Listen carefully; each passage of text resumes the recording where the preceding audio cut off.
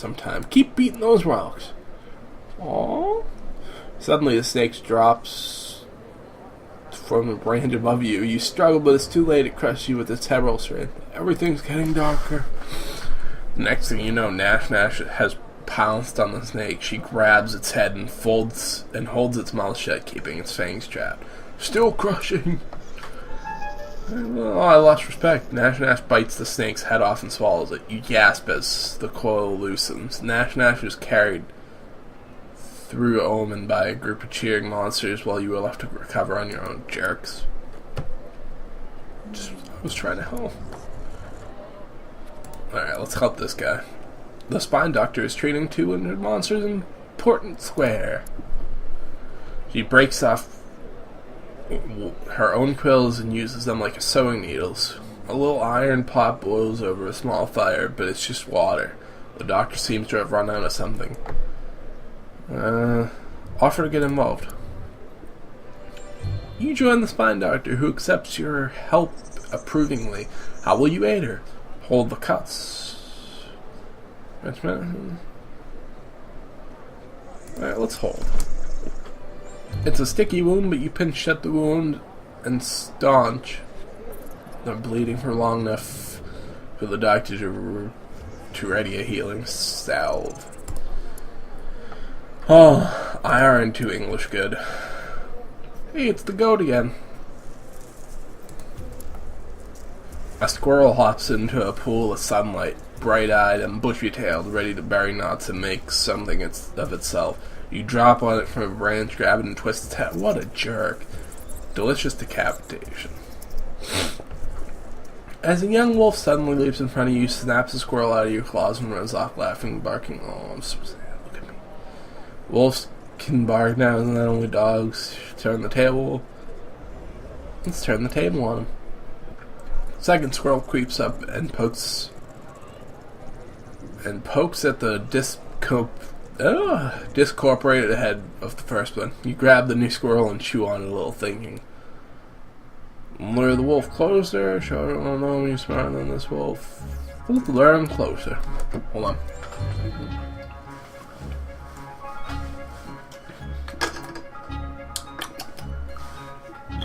Excuse me. You dangle the squirrel over your maw.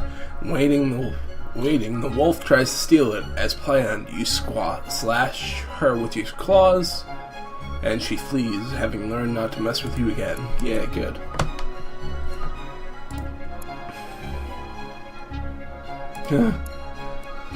Blistery comes to you, flapping her winglets and clenching her claws. Mupsy Moral is looking for me. I overslept and missed the hairy hare hunt. Okay. Blistery suddenly limps out of the top of the garbage can, spreads her winglets, and then glides away. Weird. Just then, Mupsy Moore rolls into Portland Square, pen and pad grasping her tight, thin little claws. Now you see Blistery come through here. I want to make sure everyone knows the clue. Tell her Blistery was slept claiming. Ignorance is best. Mupsy bought it. It was worth the white lie. Yes, it is. Yes, Blistery overjoyed.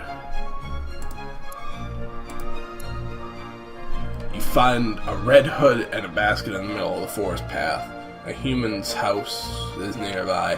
Funny, you never noticed before. There's a white picket fence out front. Creepy stairway, circle house. Circle house. A great deal of blood in the yard, along with a half-dead wolf coughing weakly. Ask the wolf what happened. Woodcutters, friend. You can't trust them. Beware. Man. Beware their axes, even worse than knives. The wolf finishes dying. Bow your head. Well, let's bow. You're not sure if you're respecting the human capacity for killing, or the wolf's perfectly timed last words, but before you can come to a decision, you've grown bored. Yeah. You haul the strangely heavy carcass back home, and Ellie points out a sewn-up gash down the wolf's belly and says it was good work. Take credit for the wolf who has served. Admit it was someone else who cut the wolf. Yeah. Be honest. The elder is impressed with your honesty and says so. You open the gash and find stones inside the wolf. How odd. Wow. That was weird. Hey, it's my spider friends again. Today's the big day of the Spinner 500. The big spider race. Winners are regarded highly by all around town. Let's do this. But your spider hurt her leg this morning. What should you do? It's a noble one. Cheech, normally the fast spider alone. Let's watch with our spider. With a tear on a smile, you and your spider watch from the stands. The spider sucks the butter out from a piece of popcorn and gives you 4 tiny thumbs up. Oh, grand.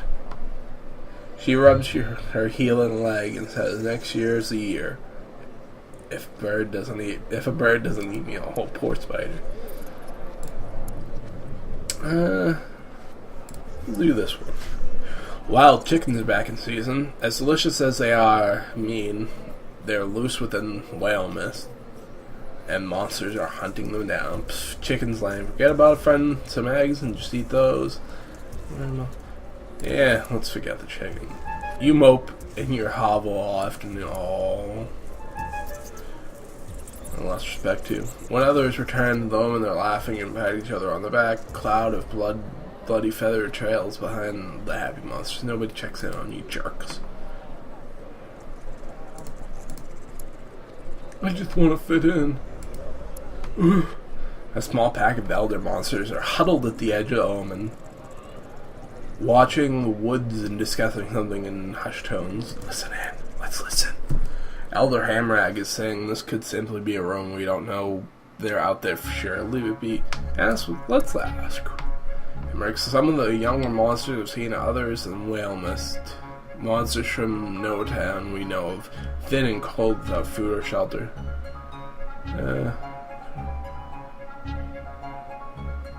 Offer to host them, man. You gotta help. The elders are impressed by your unusual offer. They look at each other and then shift their conversation in the same direction. If the strange monsters come into home now, they won't be met with violence. Yay. I helped.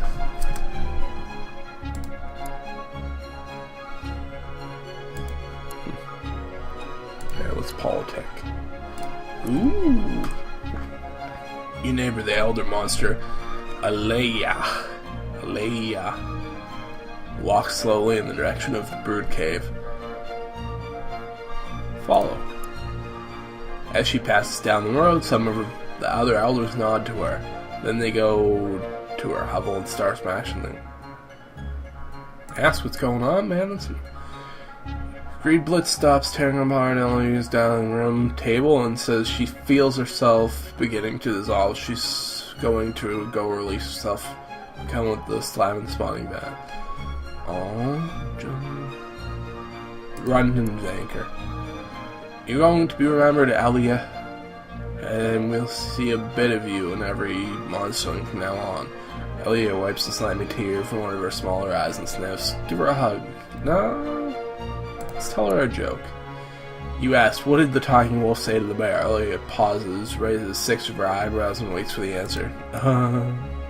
You realize you don't have a punchline before the sentence can grow awkward. Her ears fall off. Aaliyah waves goodbye to you and resumes her walk to the brood cave. You never see her again. Oh. It's kind of sad. As you explore the whale mist, you notice that the air smells faintly of gingery bread. Ooh. There ahead, there's a flock of very fat birds pecking a trail of crumbs that wind through the trees. Try the crumbs, follow the trail. Sounds like Hansel and Gretel. Leads along twisting paths you never knew existed.